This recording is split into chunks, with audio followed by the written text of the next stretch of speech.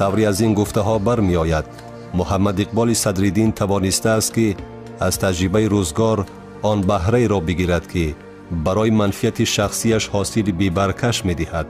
اسلام را او دام تزویر جهت رهگم زدن افراد اعتقادمند و از خود کردن مال حلال آنها کرده است.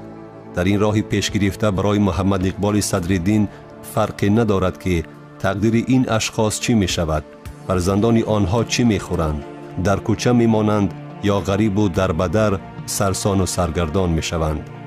در گرسنگی فرزندان این مردم تنها شکم سیر خود را می بیند و دریافت وسایل آرام کردن نفس ناسیرمش را. از آیات و حدیث روایت پیش آورده پول دیگران را می رباید.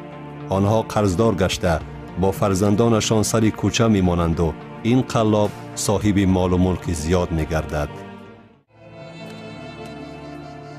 اتون پرستی، تو آدم کشی، تو عرق خری، حرام خری. شما انمی کار کردین، مردم ما را با کمونیست و به هر چی تقسیم کردین. شما انمی بدبخترین شما این که اون مقصد دیگه بدارین. شما یکم پلان دیگه برای نابود کردن مردم ما دارین. هیچ پلان نداریم. ما پلان یکم پلان نداریم. هم خواستیم تحمد نکرد کسی فلو که الله بترس تحمد نکرد کسی فلو بشی هم جا چخ که هم بگی یکم پرابلم نیست. دفش هم ترا نبینده دمیجه مولوی برای دفشت خوین